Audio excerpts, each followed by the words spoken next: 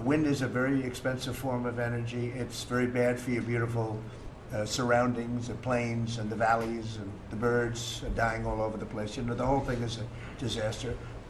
They're almost exclusively made in China.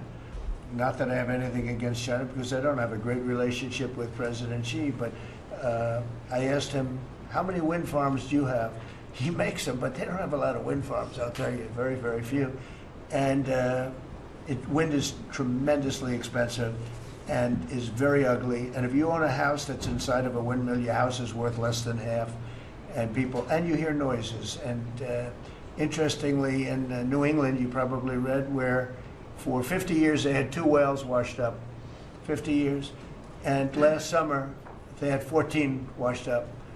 Now, I'm not saying that's the wind farm that was built, but maybe it is, right? Probably is.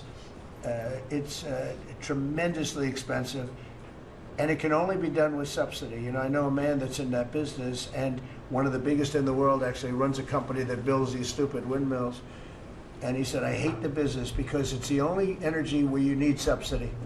He said, energy shouldn't need subsidy. You should make money with energy. So wind. The other one is the solar, those big solar fields. They're taking our farmland. Our farmers are like mortified by it. They hate it.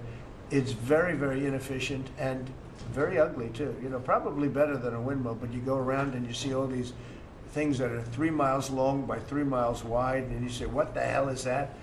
And it's a lot of plastic from China. It's plastic, black plastic from China. Now, we want to be smart. We're going with, look, China right now is building 58 coal-fired plants, 58 big ones. They have 62 on the books to build. We've reintroduced clean, beautiful coal, because you know you can do a lot with coal now. Clean, beautiful coal, and natural gas, and all of the other things that we have. But we don't want wind, and we don't want solar, because they're a blight on our country. They hurt our country very badly, and smart countries don't use it. Solar sounds good, I will say, and I like, on occasion, you'll see a roof which is made of solar brick, but it's a smaller use. We need the kind of thing that's going to fire up our plants, and it's not going to be wind, you know, that is very intermittent, as you probably know. But they've spent a fortune. They've spent trillions of dollars on this stuff. And I'll just give you one other story. A friend of mine is a very successful guy. He went back to see his mother in Minnesota. Hadn't seen her in a long time. And he wasn't back for 10 years, which isn't a nice story. I mean, you don't see your mother for 10 years. She's got some difficulties, which I know the guy, he does have some difficulties. He's very successful, but probably not the nicest person. It was actually longer than 10 years, but he went back and he told me he wanted to go and look at the valley. There's a valley in Minnesota that he thought was so beautiful. And I hadn't seen it in a long time. He's driving along the road. He said, oh my, I'll use the word gosh, oh my gosh.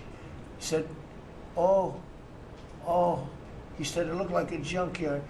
You had 159 windmills. They were all over the place. Some were old, some were newer, different companies, different shapes, different sizes, different colors. Many of them were terminated.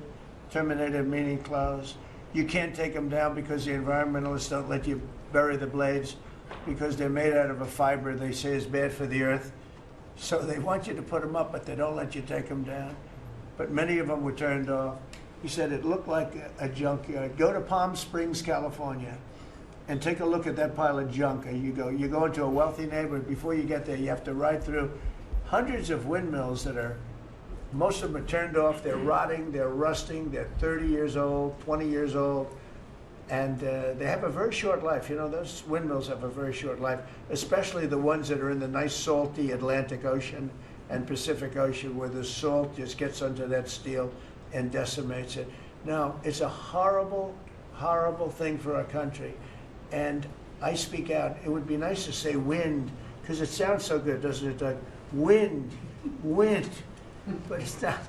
It's these ugly machines, and they're all made, you got to see, some are a little taller, a little shorter. They're made by different companies. They have different stocks.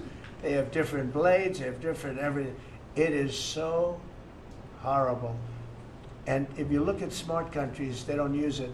Smart countries don't use it. And we're now a smart country. We're not we're a brilliant country. We're not smart, we're brilliant now. We're going to be a brilliant country. We have to be, because we have to catch up for some really stupid people that did a bad job. Yes.